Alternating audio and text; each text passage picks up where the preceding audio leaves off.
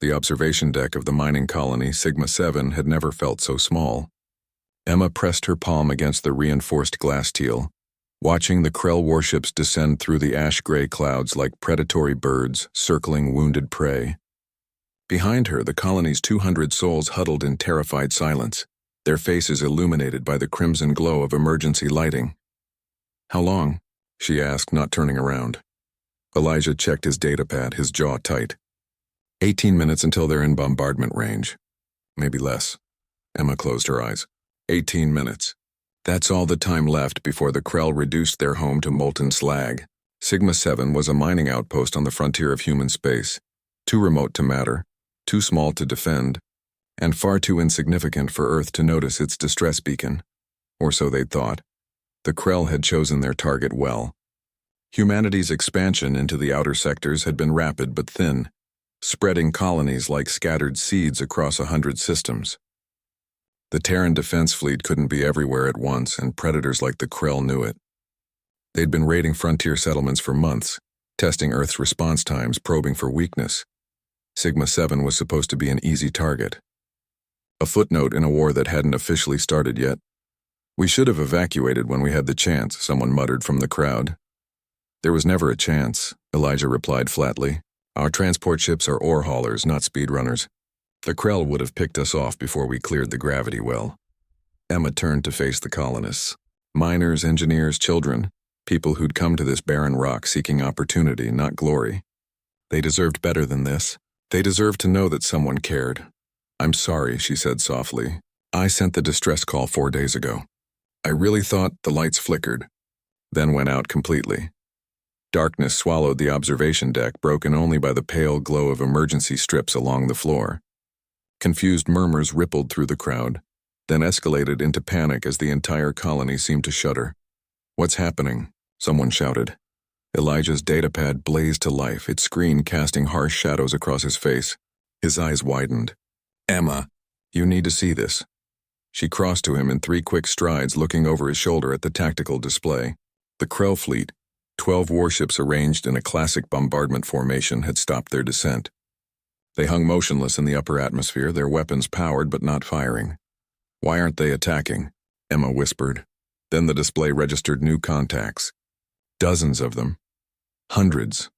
They materialized at the system's edge like ghosts becoming solid, their silhouettes emerging from the quantum foam of faster-than-light travel. Massive angular shapes that blotted out entire starfields. The computer struggled to calculate their size, then gave up and simply labeled them unknown, massive. Dreadnoughts. Elijah breathed. Earth dreadnoughts. The lead ships accelerated towards Sigma-7 with impossible speed, their hulls painted in the midnight blue and silver of the Terran defense fleet. Behind them came carriers, battlecruisers, destroyer squadrons, an armada that shouldn't exist, couldn't exist, not this far from Earth, not this fast, but there they were, darkening the skies. The tactical display updated as identification codes streamed in. TDF Indomitable, TDF Righteous Fury, TDF Remember Titan. Ship after ship, each name a promise, each hull a fortress. The Krell fleet broke formation. "They're running," someone said, wonder creeping into their voice. But the Earth ships were faster. The lead dreadnought, the Indomitable, fired a single warning shot that streaked across the Krell flagship's bow, a lance of coherent energy that could have vaporized a small moon. The message was clear: stay and die. The Krell fleet stopped running. Emma's communicator crackled to life. "Sigma-7, this is Admiral Chen of the TDF Indomitable. Sorry we're late. Technical difficulties." There was a pause, and when Chen spoke again, her voice carried steel wrapped in velvet. "To the Krell vessels, you have 30 seconds to power down your weapons and prepare for boarding. After that, we stop asking nicely." The Krell chose survival. Their weapons went dark. Around Emma, the observation deck erupted in cheers, tears, and embraces. Elijah slumped against a support beam, his legs suddenly unable to hold him. "They came," he said numbly.